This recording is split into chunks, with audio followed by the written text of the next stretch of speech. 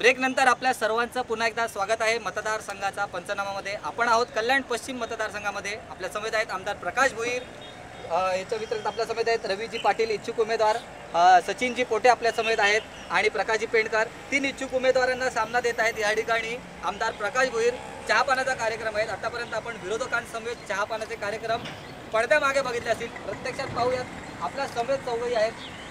रवीजी पाटील, आपण पहिल्यांदाच या शोमध्ये आता जॉईन झालेला आहेत। मला सांगा की आमदारांनी सांगितलेले विकास कामं त्यांनी केलेली आहेत, तुमच्या विरोधी जे तुमचे मित्र आहेत तुमच्याबरोबर काम करणार, त्यांचं असं म्हणणं आहे की आमदारांनी कामं केली आहेत मात्र ते कुठे दिसत नाही आहेत। तुम्हाला काय वाटतं?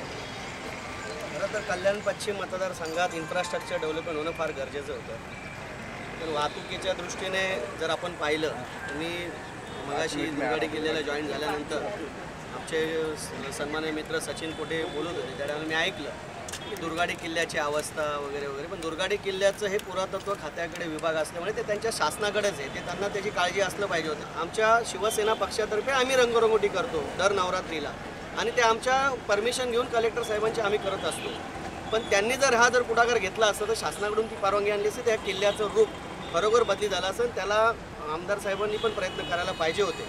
सातत्याने 4-5 वर्ष मागच्या या यांनी सगळ्यांनी प्रयत्न केले, परंतु जर खरा त्या रस्त्याचा जो निधी, जो मुळात महत्त्वाचा आणणं आणि तो कुठनं आणायचा या विषयावर कोणी प्रयत्न केले नाहीत। मुळात जो मी निधी 15 कोटी MSRDCकडे MMRDAने जेव्हा बायपासचा जो 4 रस्त्याचा पूल तो जेव्हा घेतला, त्यानंतर ते 15 कोटी राहिले होते त्या रस्त्यासाठी प्रस्तावित होते, ते आपण इकडे वळून MSRDCच्या या गोविंदवाडी बायपासला मिळाले।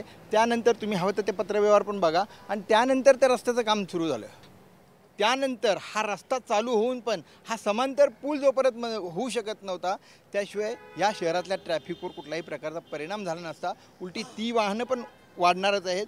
तर अशा प्रकारचा समांतर पूल जो 4 पदरी होता तो आपण आता 6 पदरी करून घेतला। तिचा परिसर जर प्रथमतः जर वालधुनी प्राधिकरणाचा विषय जर बघितला असेल तर मी 3.5 वर्ष याचा प्रयत्न करत होतो। त्यानंतर आम्ही कलेक्टर साहेबांकडे एक बैठक बोलवली। आज हा जो आपल्याला नैसर्गिक खाडीचा जो किनारा लाभला आहे त्यासाठी आपण 10 कोटी रुपये पर्यटनकडून मेरीटाईम बोर्डाकडून मागितलेत आणि त्याचा आपण एक दास्ताने आर्किटेक्ट म्हणून आहेत त्यांच्याकडे प्लॅन दिला आहे। नक्कीच खाडीचा किनार हिरवामय कसा होईल या संदर्भातले माझे प्रयत्न सातत्याने चालू आहेत। निश्चितच आमदार म्हणतात की त्यांनी काम केलेलं आहे। आता आपण या विषयाखेरीज थोडंसं विषयांतर करणार आहोत। आपण जाणून घेणार आहोत की जे इच्छुक उमेदवार आहेत ते सांगणार आहेत की आमदारांनी जे काम त्यांना जमलं नाही असं कोणतं तरी एक काम जे ते करून दाखवतील। आपण सुरुवात करूया रवीजी पाटील। नाही, आमदारांनी आत्ता जे सांगितलं तुम्हाला की हा जो ब्रिज 6 पदरी केला आहे, तर जसा त्यांनी पाठपुरावा करत तसं माझ्याकडेही पुरावे, तुम्ही माझ्या कार्यालयात जर आलं तर तुम्हाला मी दाखवेल। MMRDचे माझ्याकडे 10 पत्र आलेले आहेत आणि मी त्यांना वेळोवेळी मुख्यमंत्री साहेबांपासून तर MMRDचे आयुक्तांपर्यंत मी सगळे पाठपुरावा केलेत। त्यांनी पाठपुरावा केला असेल त्याबद्दल माझं दुमत नाही, पाठपुरावा सर्वांनी मिळून केलेला आहे आणि त्याला यश प्राप्त झालेले। उमेदवारी जर आम्हाला मिळाली आणि जर आम्ही आमदार म्हणून निवडून आलो तर या कल्याण शहरामध्ये सर्वात मोठा जो प्रश्न आहे तो वाहतुकीचा आहे। तर मी अंजूर फाट्यावरून येत असो म्हणून मी उशीर झाला।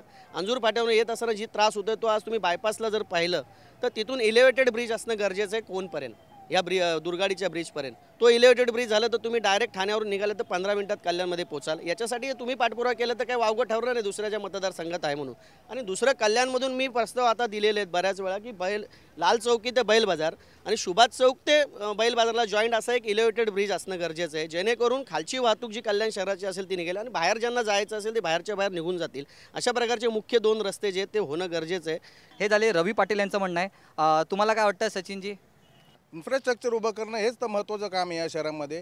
एखादं सुसज्ज हॉस्पिटल या शहरामध्ये, जे अत्याधुनिक सुपर स्पेशालिटी हॉस्पिटल या शहराला काळाची गरज आहे। कारण हा जो ग्रामीण पट्टा आहे कल्याणच्या आजूबाजूचा मुरबाड आहे माळशेजपर्यंत जो पसरलेला आहे, तिथले ग्रामीण भागातले अनेक रुग्ण आपल्या कल्याण डोंबिवली महानगरपालिकेच्या हॉस्पिटलमध्ये येतात। इन्फ्रास्ट्रक्चरचा जो काही प्रश्न आहे तो या ठिकाणी सोडवला जाणार आहे। आपल्या समेत प्रकाश पेंडकर आहेत। एकच प्रश्न, एकच उत्तर असणार आहे तुमचं की काय नेमकं तुम्ही कराल? आमचा सर्वात जर कल्याणला भेडसावत प्रश्न असेल तर वाहतुकीचा आहे। हा स्टेशन परिसरामध्ये जो वाहतुकीचा जो प्रश्न आहे, डेपो तिथं जो ST डेपो आहे, हा डेपोचं रिझर्वेशन आपल्याकडे ह्या बाजूला आहे, तिथे ते हलवणं महत्त्वाचं आहे। त्याचबरोबर दुर्गाडी किल्ला ते शिवाई चौक ते पदरी पूल असं ओव्हरब्रिजचं काम आम्ही महासभेमध्ये मंजूर केलं 112 कोटी रुपयाचं, ते MMRDकडे दिलं आहे। त्याचा पाठपुरावा करून तो आम्ही आणण्याचा प्रयत्न करणार। त्याचबरोबर महात्मा फुले चौक ते बैल बाजारपर्यंत ह्या सॅटीज बांधण्याचं आहे की जिथे वाहतूक म्हणजे आज लोकांना चालता येत नाही. भले आम्ही स्कायवॉक केला असेल पण त्याचा उपयोग तिथले लोक पण नागरिक पण घेत नाही आणि परत तसेच ट्रॉफिक जाम होते. त्यामुळे आमचा विषय तर ट्रॉफिकच्या बाबतीत वाहतुकीचं कोणतं. निश्चितच वाहतुकीचा प्रश्न आहे, दोन्ही इच्छुक उमेदवारांनी उचललेला आहे. मात्र त्याच्यामध्ये यांनी थोडेसे विश्लेषण केलेलं आहे की स्कायवॉक आणि सॅटीच्या संदर्भामध्ये प्रयत्न करतील. एकूणच विरोधकांचं म्हणणं आहे की ते आमदारांपेक्षा कुठे ना कुठेतरी निश्चितच वरचढ असणार, त्याच्यामुळे त्यांना देखील निवडून द्यावं अशी त्यांची इच्छा असेल किंवा त्यांचं अप्रत्यक्ष म्हणणंही असू शकेल. आमदारांना किती गुण द्याल 10 पैकी? 10 पैकी त्यांना मी 3 गुण देईन. तुम्ही किती गुण द्याल? 4 गुण देईल. आमदारांना 4 गुण दिलेले आहेत, 4 गुण दिलेले आहेत. तुम्ही किती गुण द्याल? 4 गुण 4. इच्छुक उमेदवारांनी 10 पैकी 4, 3, 3 असे गुण दिलेले आहेत. कल्याणची जनता काय सांगते? कारण की शेवटी जनता जनार्दन हाच मायबाप असतो आणि मायबाप काय सांगेल त्याच्यावरच भविष्य ठरणार आहे. विद्यमान आमदारांचं आणि या इच्छुक उमेदवारांचं जनतेकडून जाणून घ्याव्यात की नेमकं त्यांना काय वाटतं, किती मार्क देतील, आमदारांनी काय विकास कामं केलेले आहेत. आता वेळ झाली एक छोट्याशा ब्रेकची. तुम्ही पाहत राहा जय महाराष्ट्र, थेट अचूक बिनधास्त.